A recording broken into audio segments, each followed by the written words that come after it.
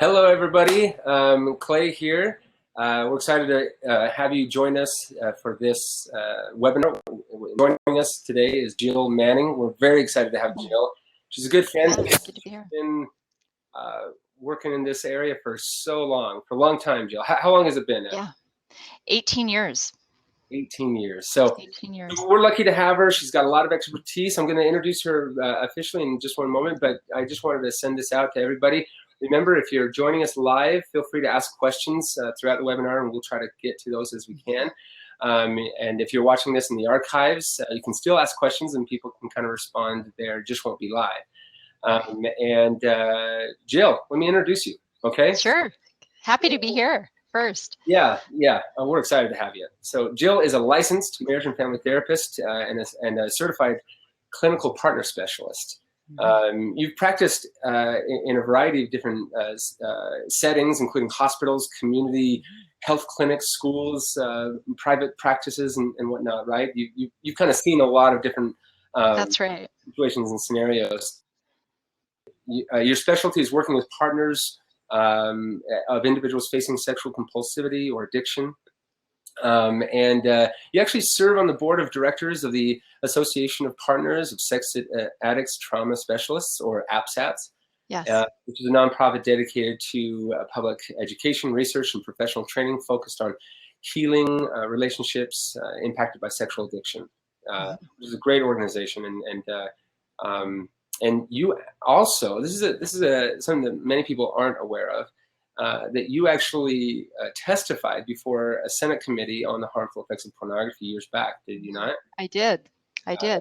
I'd been working with the Heritage Foundation doing research, and then that culminated in being invited to speak to a Senate committee. And it was the very first time that any research had been submitted that looked at the impact other than individuals. It looked at family and marriages. So it fits in exactly with what we're talking about today, that this has a bigger impact than just us.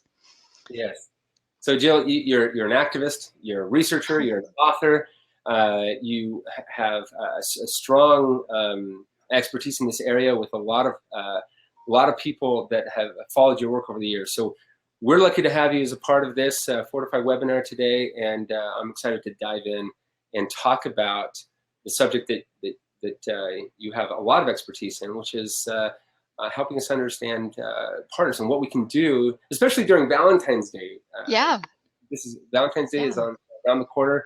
What more can we give than our hearts to our partners? And so why don't you tell us a little bit about what we're going to talk about today? Sure. Well, I wanted to keep the message simple, and so that we can really grab it and run with it. And so there's 5 things that I want to talk about, and they form the acronym HEART, which I wanted to tie in with Valentine's, because right now you go into any store and it's just plastered with hearts. And so I wanted to tie in with that theme, because I think in the culture, well, I know that in the culture that we live in, there's some very distorted ideas about what love means, including romantic love. And I think that ties in perfectly with what we see and learn through the very fraudulent environment of pornography. It teaches a lot of lies about ourselves, others, bodies, relationships, all of that. So I think to focus on real heart at Valentine's Day is worthwhile. And so we're going to talk about HEART, honesty, empathy, accountability and sobriety, recovery, and trustworthiness. And I chose those because I really thought, what are the things I most hear from hundreds of women across the country and in my practice? I'm based in Colorado, and I see a wide range of women, young and old, all different walks of life. And I want to get into today what I hear them most say would be most meaningful and healing for them in their relationships with someone that's struggling with pornography. Awesome. Excited to dive into that. I know you wanted to make mention, or at least talk specifically to those that are struggling before we dive into how to heal those relationships. What did you want to say to those that are listening right now and their own struggle? Well, there's so much. I could take up a whole webinar just on what I would most want to convey to those who are in the trenches really struggling, maybe even feeling very hopeless, very overwhelmed, very in a dark place. And I would want to, through this message, reach those people especially and let them know that there is hope, that there are ways and tools to overcome this. There are a lot of other conditions that get intertwined with pornography use that are treatable. Mood disorders, depression. We're going to talk more about that in a minute, but I want to convey a message of hope. And I also want to convey a message, a personal message of my own, of great care and concern that I have for those that are struggling. And just by virtue of logging onto a webinar like this, I think it speaks volumes of their character, that if you're in the trenches and really struggling with pornography use or sexual compulsivity, just by virtue of coming onto a webinar like this, I thank you for being here. And it says so much about you in all good ways. And so just if I could be a cheerleader today, because those are few and far between sometimes when you're in this struggle, I want to add my cheerleading to keep going, keep trying, find the right resources and tools. And you're really at a good place here with Fortify and Fight the New Drug resources. You're right on track. So it's doable. I meet people each week who are successfully overcoming that. Awesome. Yeah, I think that's a great message. Thanks for adding that Yeah. in. I think it's a good one to start with. Good. So tell us about, again, Valentine's Day coming up. I love the acronym HEART. Yeah. Tell us about that honesty. Okay. So let's jump into the H of honesty. That's the first piece of this acronym. And it is the most important piece. In that when I ask partners all over, and this isn't just in the United States, Clay, all over the world, I get calls and emails from primarily women. And I should say on the onset here, I'm well aware that we probably have some female users of pornography listening. I'm glad you're here and with us. For ease of conversation, so I don't completely trip up in my words, I'm going to gender segregate users as male and partners as female, but that is not to readily acknowledge we have both genders in both camps. It's not always the case, and Right. there are a growing number of females that struggle with this, and a lot of times those that are struggling with this, they feel like they're alone because they do associate this as being a male issue. And Absolutely. That's just not the case. And so, yeah, not an attempt, as you're saying, it's not an attempt to belittle that challenge, and that you are not weird for struggling with this. Many others are challenged with this as well, other females. And so, but for ease of conversation, Jill, we understand. Yes. Okay. So what I hear most, the number one thing that's a deal breaker for partners is dishonesty. Clay, I will say, I personally have been it's been very eye-opening for me to witness hundreds and hundreds of women be able to have a much higher threshold for inappropriate and betraying behavior than, I mean, maybe that says something about myself, I don't know, but I've never ceased to be amazed at the degree and the severity of behavior that a partner will be willing to work with. It doesn't make the behaviors okay, but if there is honesty about those, she typically will go a long way to work with that. And I think that's both a hopeful message and really insightful, because often, almost always, in fact, those struggling have a belief that if I am honest with the person I really care for, there's no way she's going to love me. She will leave for sure. The sky will fall. And in fact, not just her, no one would love me. Right. Right. And so when I say that honesty is one of the greatest gifts, and truly a love gift that you can give to a partner, I mean it wholeheartedly. Because I want to read you a quote. Vicki Tidwell Palmer is one of my favorite clinicians in the field at this time. She's a CSAT out east. I love her work. Certified sex addiction therapist. Yes. For those who don't. Yes. And she does a lot of work with partners as well. And just this week, she sent out a blog article that touches it on exactly what we're talking about today with honesty. And I'm going to read this to you. Quote, "If there's one thing I know for sure, It's that every survivor of betrayal trauma has been deceived. Lying, gaslighting, and crazy making are the toxic stew that create the fog of deception and addiction. Your significant other has probably gone to great lengths to hide his or her secret sexual behaviors. He or she is terrified that if you knew what he or she was doing, you wouldn't want him anymore and you would leave. What unfaithful partners, so those perpetrating betrayal or using pornography secretly, don't know, but you and every betrayed partner does, is that sexual behavior are rarely the real relationship deal breaker. And here's the punchline. The deal breaker is ongoing deception and lying. Now, there's a lot in that statement that we could unpack, and we won't today. But the punchline is being honest about the struggle, about the types of behaviors you've engaged in, because let's face it, in most cases, it's not just pornography. There's almost always compulsive masturbation involved with that, problematic fantasy, other types of acting out. And if that's not the case for you now, if you don't resolve this in your life, the risk of that happening down the road is great. This is sure. So being honest about that is extremely difficult because there's so much shame tied up into it. And there's a lot of messages of don't let her know that. You're protecting her by keeping this a secret. And guess what? When it comes out, and it will come out. It always does. It always does.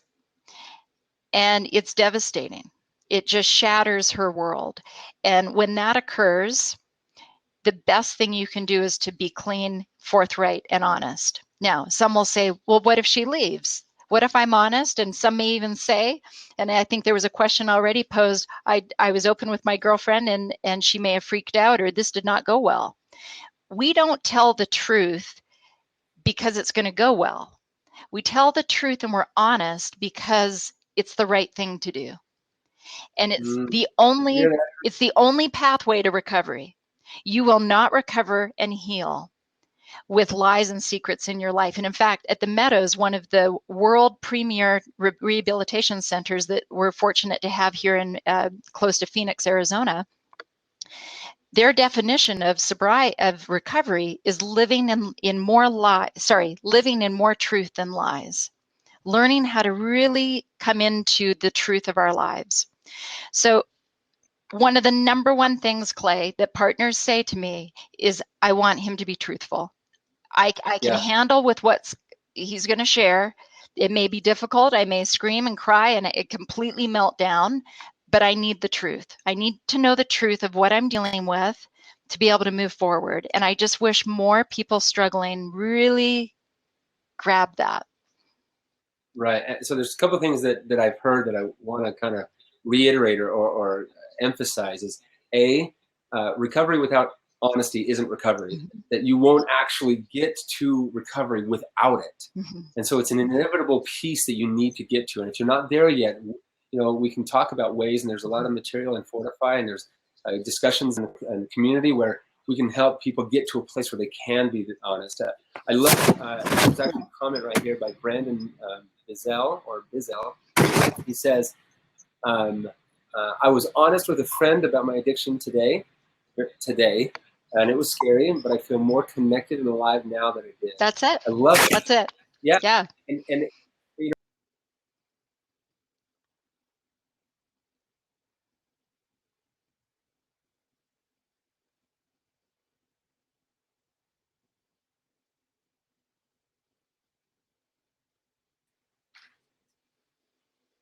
Are you there? Jill, are you there? Clay? Yeah. Yeah, sorry about that. Yeah. Jill, I'm back. Yeah. Okay. All right. You're there. No, I loved it. Good for you, Brandon. Good for you. That's it, right? It's not easy. It's terrifying, in fact. And I've seen men in their 70s just absolutely terrified to tell the truth, but it is the only way. And I'll be frank. I'm not going to sugarcoat any of this today. You could be honest with someone and maybe it won't go well. Can you hear me okay, Clay? Yeah, I can. I think that we cut out for a second there for everybody. Is everyone still seeing us now? something was clicked and it shut it off, but now we're back live. So if everyone can just validate in the comments that we're back live. Jill, Okay. picked up with your comment about Brandon's comment about how he felt, more alive now that he came out with his addiction to his friend. Yeah, because when we're honest, we're congruent. The energy that goes into keeping a lie is exhausting. And so when we are honest, there's just a congruency and a health for ourselves, but also in our relationships. And I'll say, this isn't just honesty to a partner or a significant other or a spouse. It's honesty to ourselves, first and foremost. We have to get real, rigorously honest with ourselves and really ask, is pornography serving me well? Yes. Yeah. And I don't find situations where it's serving anyone well. Right. So you have to be honest with yourself. You have to be honest with those that you're in attached relationships with. I want to also bring up something you said earlier. You said something about the fact that, like, a lot of times our assumption about coming clean is that they will leave, or they won't love us. And oftentimes, and more often than not every case, but more often than not, the opposite is true. Where that honesty, that vulnerability, lends them to want to kind of stick to it and work through these challenges. It doesn't mean that they're not going to be hurt, but it's going to mean that they're going to have a more likelihood of wanting to work to a place of healing. Totally. I couldn't agree with that more. In fact, as part of my clinical work, Clay, a regular thing that we do is called a disclosure intervention. And a disclosure is where an addict will create a document that outlines the entire sexual history, all the types of acting out, all the ways it was lied about and covered up, answers to his partner's questions, and all the key life events that kind of set the stage for compulsive sexual behavior to be the route that was taken. And I can't count the number of times that women have said at the end of a disclosure meeting where they have heard horrific things, and they will say, I've never felt closer to him. Because they feel the honesty. He's finally congruent. And when we think of intimacy is really letting ourselves be known. And often addicts have the assumption that if I'm really known, no one would love me, because they don't love themselves. They feel ripped up with guilt and shame and embarrassment and regret. But, give people some credit. Yeah. Give people some credit. And I actually have some research behind this, Clay. We know from numerous studies and surveys, the majority of partners do not leave a relationship. 60% roughly do not leave a relationship after full disclosure. About 40% will temporarily, and even some of that 40% will come back after a time. So I think that's hopeful information. But again, we're not honest because we're trying to control recovery and to control the situation and make sure we have a guaranteed positive outcome. Because part of recovery is really letting go of some of those outcomes. We've got to do the right thing because it's right and healthy, not because it's going to guarantee a certain result. And I will say, partners, they have the right to determine in their own life whether that's a path they feel able to walk with someone, and some won't. And that is completely their choice. Right. Yeah. And Gagne just said that I've shared with a few female friends that his struggle and reaction was better than expected. So Yeah.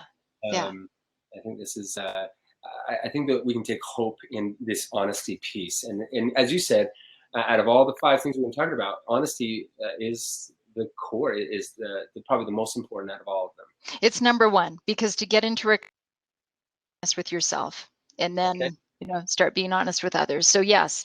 So so let's move to number 2, E, empathy. Now, we are, as human beings, everyone walking and breathing and watching this webinar, certainly, we were born, wired, and designed to be empathetic. And empathy, to be clear, empathy is the ability to understand and to share the feelings of another. And we are born that way. If anyone has spent time around little newborn babies will start crying if they hear another baby cry. Right? We are wired that way to socially connect. to, minutes after a baby is born, there's eye gazing, there's sucking and nurturing, connection, touch, all those things. So I want to first start off that we are that way from day one. But things like pornography have a very toxic effect on our ability to empathize. It actually deadens us. And I think it's tragic because it takes away one of the most beautiful parts of our humanity, the ability to connect and feel and empathize with others. When we lose that, we're on very dangerous ground. And if you look at any major tragedy throughout history, Holocaust, genocide, all of that, there was a breakdown in empathy where one group thought they were superior or better than another, and we lost our humanity. Yeah. So this is serious stuff. When we lose our empathy, and pornography is a major culprit in this desensitization that we're seeing culturally. It's worrisome. And so when I talk and work with partners, one of the gifts that you can give them is to empathize with what this experience has been like for her, the experience of being betrayed, thinking that she was living a certain life and in a certain relationship, and it was somewhat of a bait and switch. She discovered something likely and realized that the relationship she thought she had was not that at all. And so the need for the person who's struggling to empathize with that is really key. Now, here's the difficult part, Clay, is if you've been immersed in pornography from the time you were a child and into your young adulthood, I'm not saying this critically, this is just matter of factly, your ability, your actual physiological, emotional ability to be empathetic is compromised. Yeah. So we have to work extra hard. You have to work extra hard, and you have to be aware of it, and you have to work as hard as you can to get pornography out of your life, because empathy, that is something that we can heal.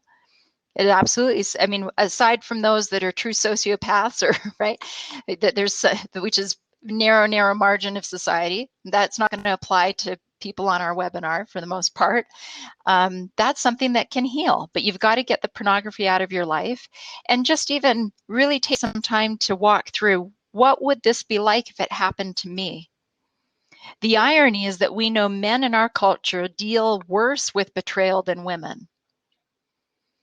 And which is interesting when you think about it. What do you mean by that? That when we've done research on men who have been betrayed, okay, a husband, let's say, and his wife has had an affair, They generally more than females, are you saying? They're hurt more? they're devastated. I mean, it just completely cuts to the core of how they identify themselves as being male and masculine. Now, there's exceptions to all of that, I realize, but when we look at the research, men have a harder time dealing with betrayal than do women. That doesn't mean it's okay for women and women have this mastered, by no means. It's painful and devastating, period. But what I find ironic with that is sometimes the very men who struggle with empathy for women are the very people that are just unglued if it happened to them. Mm. So empathy, now the other thing that can be somewhat of a handicap with empathy is that we know people that regularly immerse in pornography, they can develop very narcissistic traits. Narcissistic meaning being very self-absorbed, grandiose, thinking that you really are above it all. Mm. And that really feeds into the porn script. Would you agree, Clay? Right? Yes. I want what I want, when I want it, how I want it. And nobody says no in porn world to you. And it's so distorting. And so when you're in pornography, you need to know that it's going to handicap literally your ability to empathize, not just with a partner, as a human being. You deaden a really core part of who you are as a human being. So as we focus on empathy, and it has to be a little bit more of a conscious decision to kind of like really think it may not come as naturally as it once did, as we struggled with pornography for so long. So as we focus on empathy and we really think about that, it'll help us to be more vulnerable and honest. So pulling us back to that number one. But here's a question about that. As we are more empathetic and we feel more inclined to share some things, is there such a thing as sharing too much or being too open? Is it is there a line that we ought not cross when kind of disclosing some things with our partners? Good question, Clay. I'm glad you asked that, because I think we need to be empathetic with the information we share.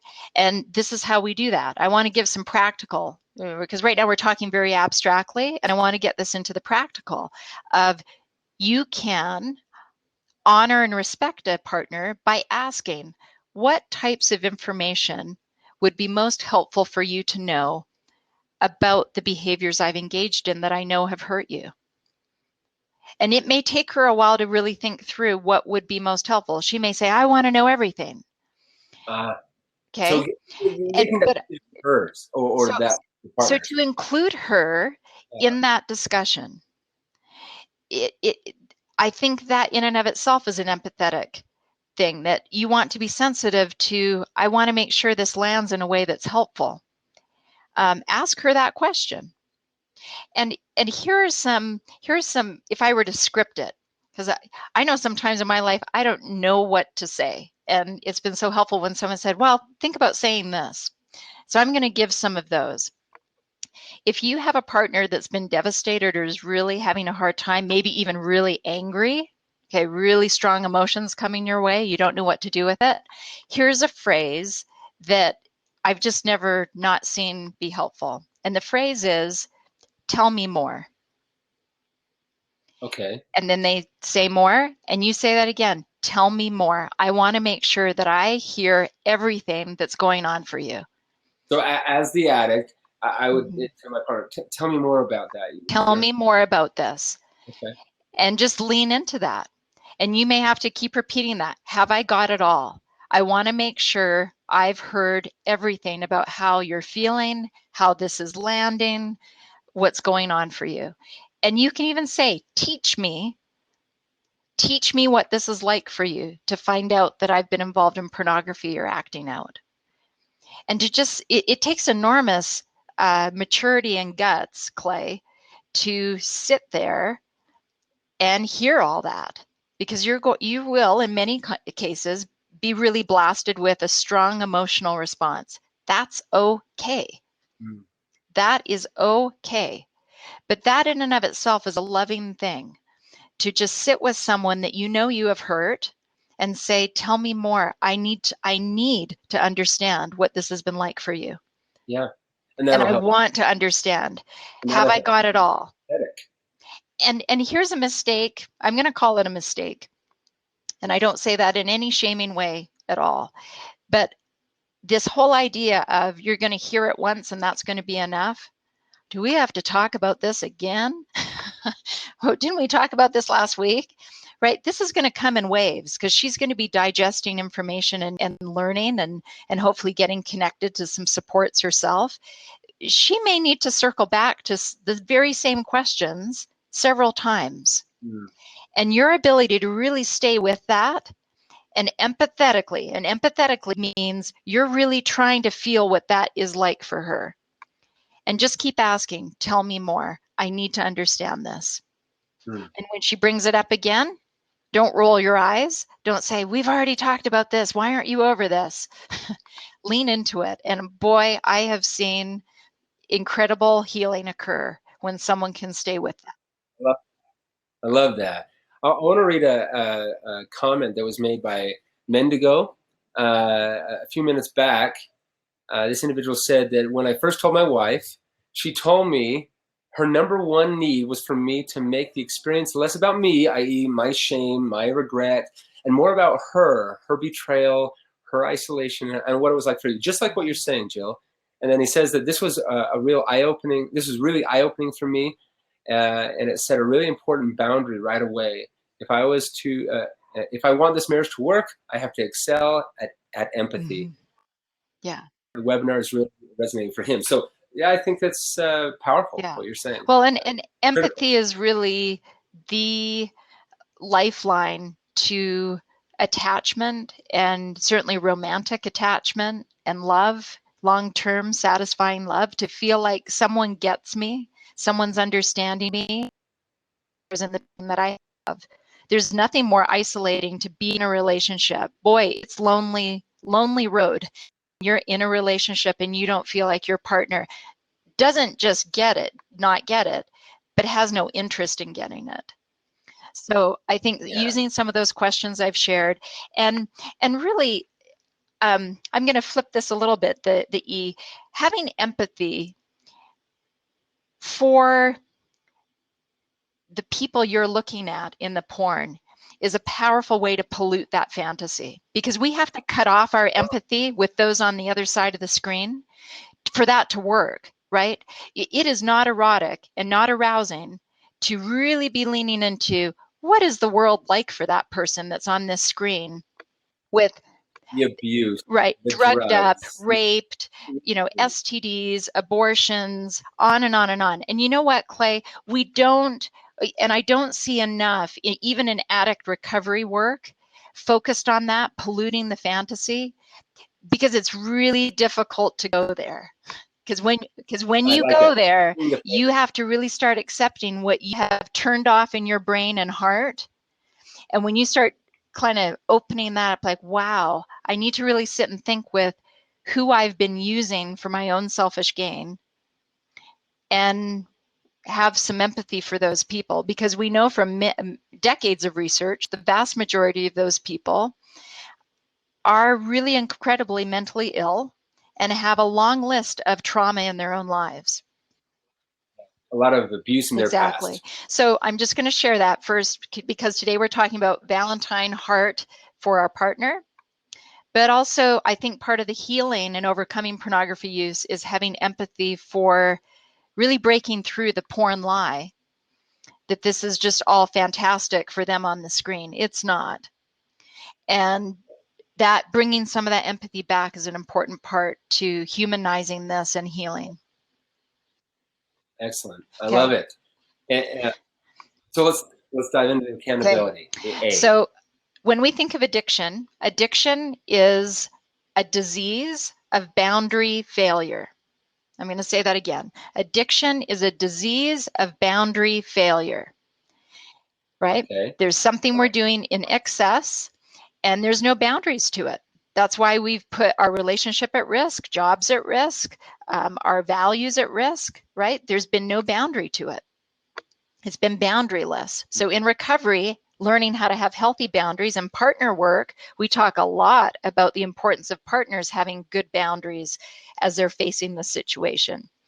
So accountability is, it's such a critical boundary of getting this out of the secret world and being accountable, really shining light on this. Who are you going to be connected to? Who are you going to report to check in with about sobriety and share your struggles and get this out of isolation? You need to be accountable to someone or someone's, more than one. And that can be your partner. Oftentimes it's a great place to go, but it's not always the best place to go. Would you agree? I totally agree. Your partner isn't always. Yeah. I think that needs to be a choice that a partner feels empowered with. If she wants to be part of an accountability plan, that's her choice. But it's equally as healthy, Clay, for a partner to say, you know what, that's just not a role I can have right now. You need a sponsor, a therapist, or a group, or something like Fortify. That's, and I've seen that change over time. Sometimes early in recovery, a partner wants to be in that role, but down the road, no. So again, being empathetic and not making assumptions of what our partner needs, asking. But I think accountability to oneself and to others is key, and that's really the rock bed of sobriety, getting this out of the secret and darkness and bringing it into the light and having connection, that we have someone or something that we answer to. I want to define sobriety too, because it's going to tie in with the next point about recovery, the R in the heart. Sobriety, and this is very simplistic, I realize, but it works for me. Sobriety is what we stop doing. Recovery is what we start doing. Okay. Yes. And so we have to be accountable. I'm connecting accountability and sobriety together because they go together. We need to be accountable about our sobriety. And I've never met anyone, Clay, who's had long-term solid sobriety that hasn't had a really very thoughtful accountability plan in place. They really do go together. They do. So yeah, and I love that. One of my favorite quotes, and people have heard me use it in the past, but is from Dan Millman. He wrote, "The secret of change is to focus all of your energy not on fighting the old, but on building the new." And so the question is, what are we building? You know, recovery is about building the new. It's about creating new patterns, new healthy ways of living, and sobriety is a part of the kind of letting go. But we've got to replace that with totally. And that's what recovery is. Here's something that really doesn't, it hurts partners, really hurts partners when a recovering addict or porn user says, "What's the big deal? I stopped using that. Why isn't that enough for you? I'm not looking at pornography anymore." But he may still really be acting like a jerk. So you can stop a behavior, but the whole personality structure that went around that behavior may still be there. So I love what you're saying, Clay, it's absolutely we need to stop a behavior, but recovery is what we're building and what we're developing into being a better person. And before we move on to recovery, I want to say something about the accountability piece.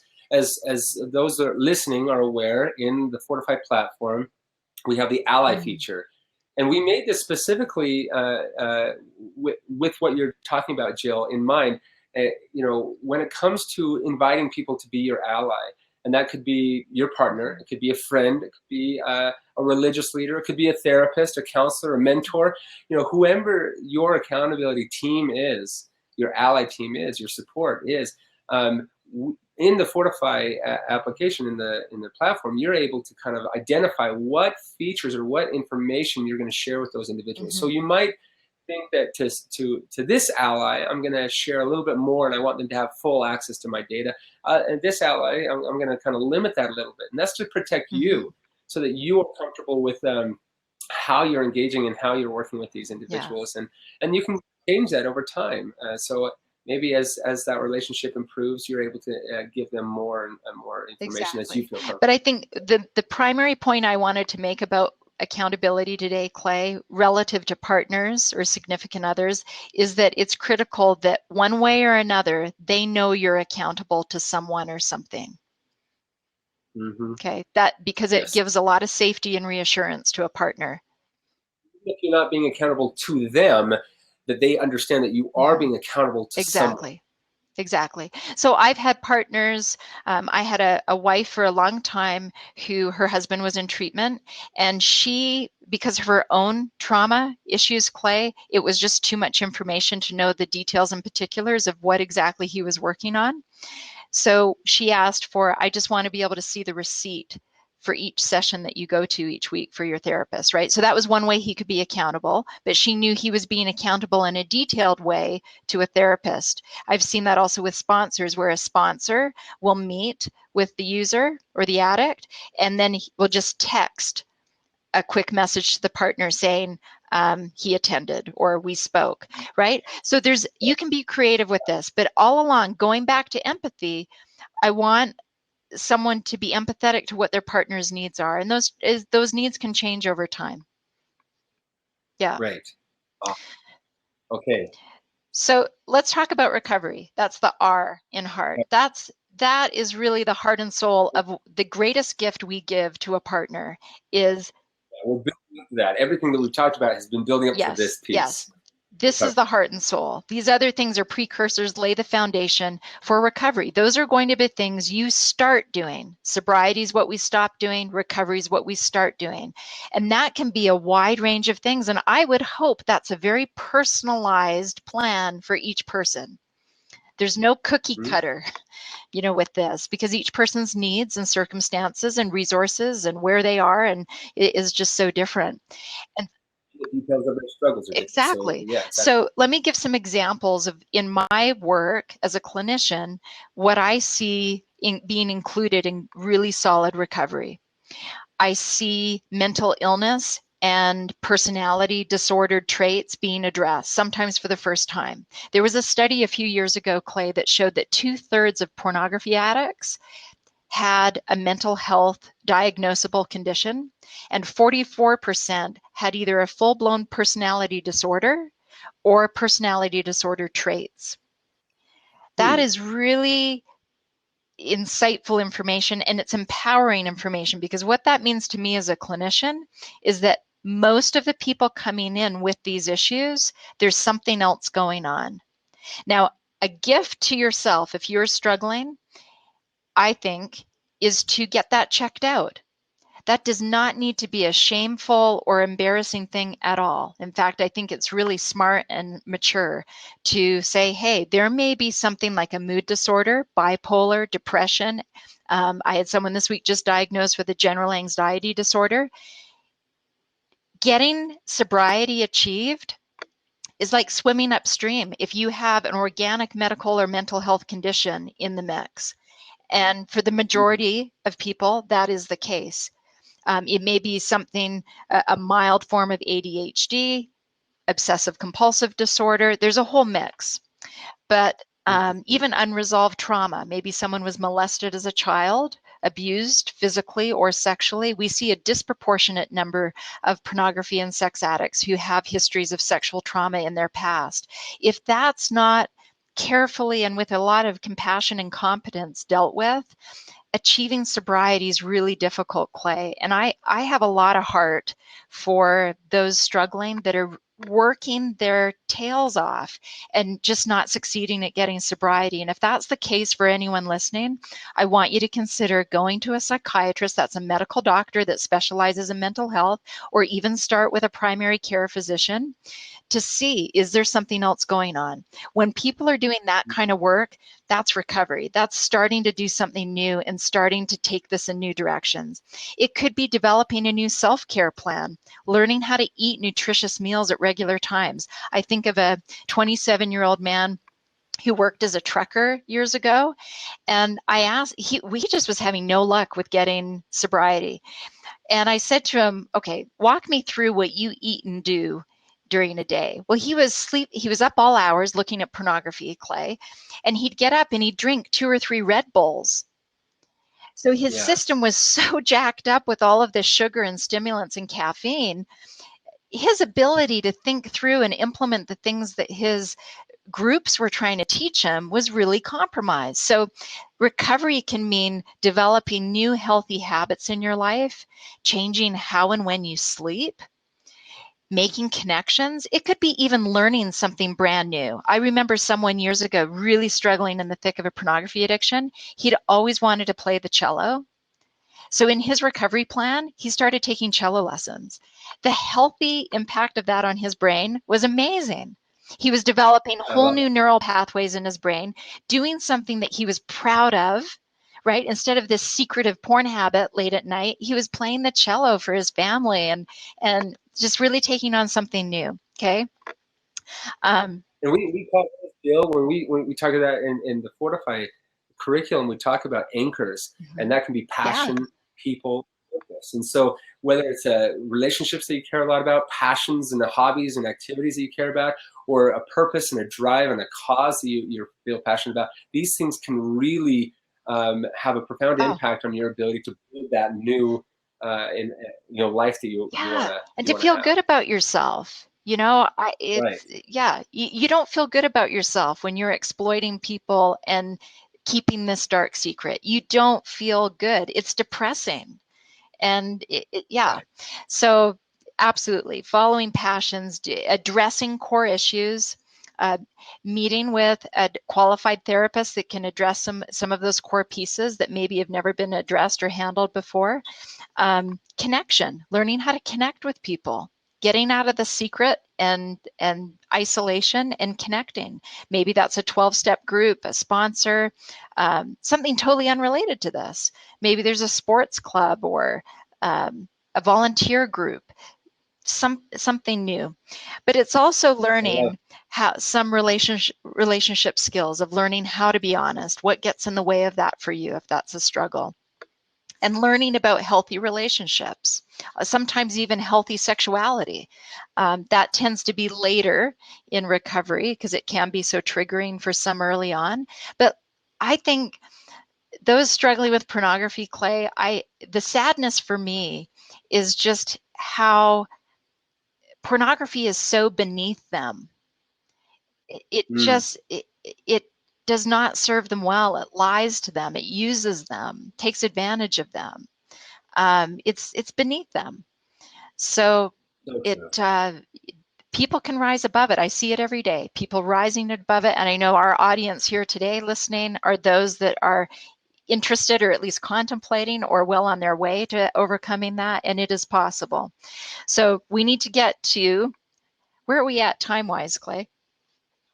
Well, we have just about 15 minutes left to wrap it all. So let's jump back in to trustworthiness. Okay. Yes, trustworthiness. So the opposite of trustworthiness is being unfaithful and being untrustworthy. And what I say to people is sometimes they'll have sobriety and they can get angry or agitated that their partner doesn't magically trust them all of a sudden. You know, why don't you trust me? I've told you about this. I'm not doing this anymore. Here's something really important to keep in mind. It is going to take a long road to rebuild trust. Right. And trust is not something, I wish we placed more focus on the person in recovery earning trust rather than the partner giving trust. There's a lot, there's a lot of pressure on partners, Clay, to trust him again. You need to trust me. Yeah, you just need to trust me. And that's really a psychological dilemma because he looks the same and in some ways is doing and living the same way as before. How can she tell? I mean, those things were secrets to her. She didn't know what she didn't know. And now she knows it was going on and she's supposed to just trust it's not happening anymore. It's going to take time. And there's been research that has showed that even after 3 years of solid recovery and consistent work, even then, trust is not going to be back 100%. I encourage partners to look for pieces. Because I think we treat it too often, Clay, as all or nothing. I trust him or I don't trust him at all. I don't think that's fair for anybody. And so I encourage partners, look for the pieces that you do trust. What is something that you do trust about him as a person or his life? Let's build on that. But let's also take some pressure off of that. There's a lot of pressure. And I would even say, Clay, in extreme situations, even emotional abuse around the topic of forgiveness and trust. So it's going to take time. My encouragement to anyone really committed to earning trust is be transparent. I use a phrase quite a bit of living above suspicion. Really thinking through your actions throughout a day and really think, is there anything that I would be doing that would give any reason for her to be suspicious of me? And if there is, take the initiation to be transparent and to give her a reason to trust you on that. That's one of the biggest downfalls I see with people trying to earn trust back is they don't take enough initiation in being transparent. Does that make sense? So it comes back to that honesty piece. It comes back to being vulnerable and being transparent so that trust can be built back up. And earning trust, Clay, is not going to go very well if you haven't been also working on empathy, because to really even reflect on what in my day could cause her reason to be suspicious or not trust me, you have to be able to empathize with, hey, if the tables were turned, I'd probably be really anxious about my business trip coming up. Maybe I could take initiation and show to her, hey, I've chosen a hotel that's a porn-free hotel. I'm going to put GPS tracker or find me on my phone. Let's agree to check in twice a day by phone and I'll call you. I don't want you to have to call me. I'm going to call you. Or I'm going to take a photograph of myself when I'm at the gym so you can see that I really am at the gym at 6 a.m. And ask her, is there anything that I could do or say that would help you feel more safe or more trusting of me? But don't put all that work on her. The more initiation you can take, in being I like that. transparent, and what I call living above suspicion. Don't even get close to that line of suspiciousness.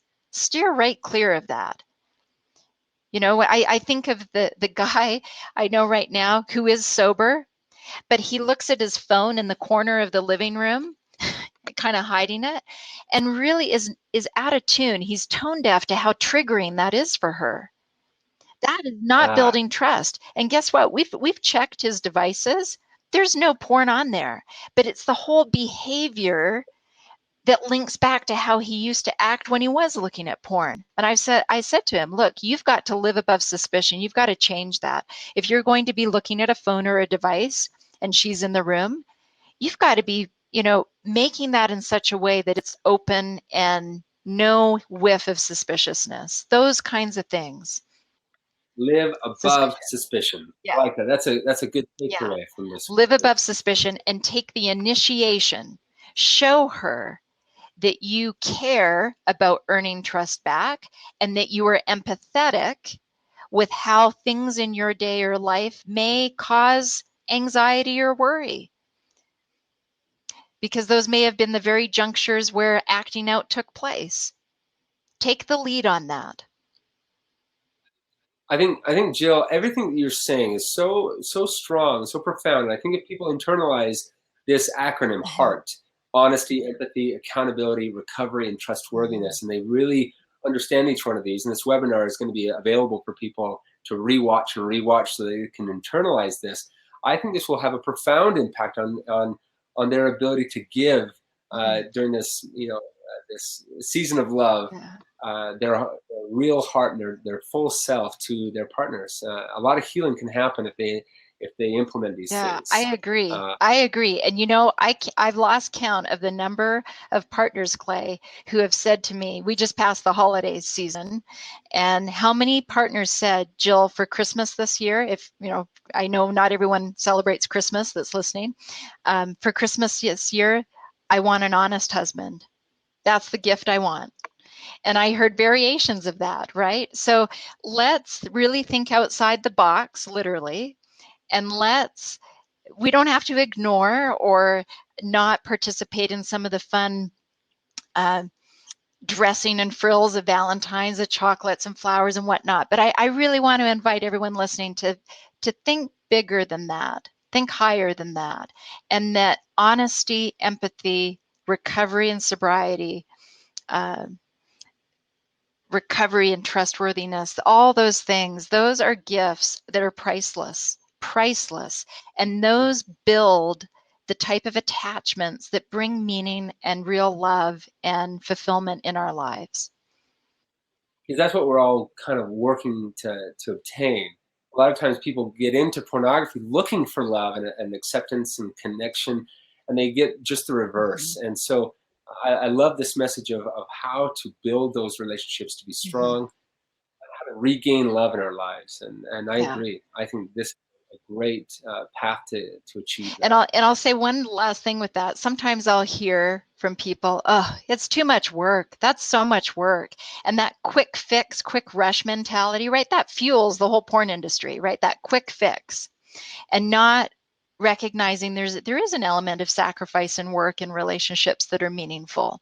And while I don't struggle with pornography use, Clay, I can empathize with that idea of, sometimes the relationships in my life wear me out. Yeah. um, but I think we need to remember, from everything that I see in my clinical work, it's exhausting to have a pornography addiction. That takes way more energy and sacrifice of so many good things than investing in real life, in authentic relationships and building yourself up. And in fact, this is a really interesting story.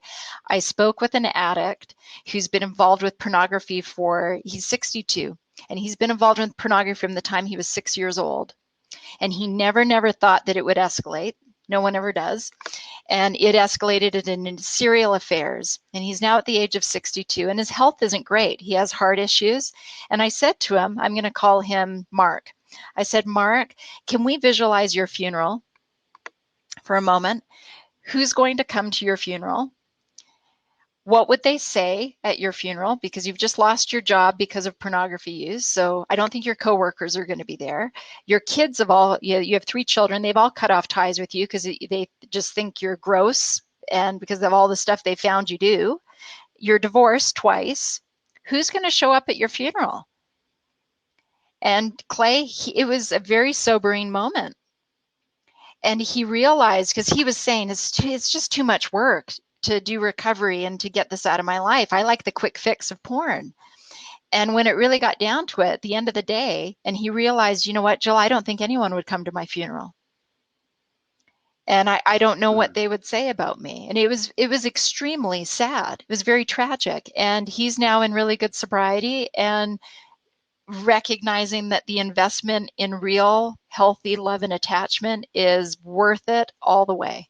So again, I want to give hope. People can and are and do overcome this. And the gift, if you're struggling and you're in a relationship, please give serious thought and consideration to what Clay and I've talked about today of, those gifts of heart. Jill, in your years of expertise in this area and in working with countless couples in healing, you've said it a few times throughout this webinar, but I want to make sure it comes out clear. You have seen people successfully rebuild trust, rebuild loving relationships, and come out of this really strong. Oh, absolutely.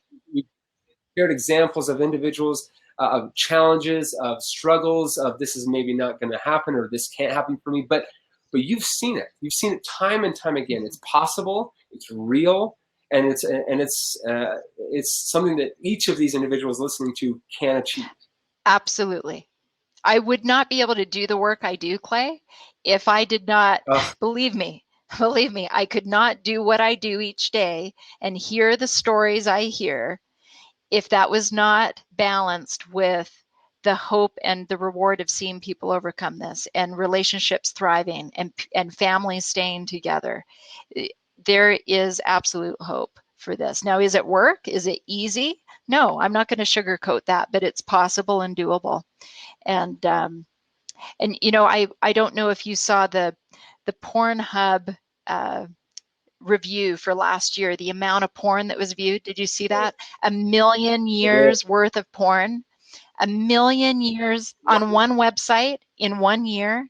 And the thought that went through my mind is, what would happen if that 1 million years was invested in reality and in building relationships, spending more time together? It's profound. I mean, it's really profound to think about. And some question the authenticity of those statistics coming directly from them, but nonetheless, even if a portion of that was true, think of what we could be building, what we could be creating. Think of the joy and happiness that we could obtain by shifting gears, as we're all attempting to do here in Pornify. So, Jill, thank you. Thank you so much for your time, your expertise in this area. This has been wonderful. We hope to have you again because I know there's so much more we could talk about. You're a wealth of knowledge.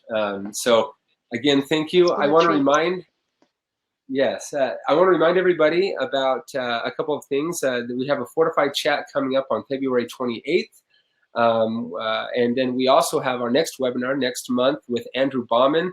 He'll be talking about reclaiming the beautiful realities tainted by pornography, and that'll be on March 14th. So be aware of those upcoming events. But again, Jill, thank you so much. This is You're a great ally in this fight. You so bet. Thank you.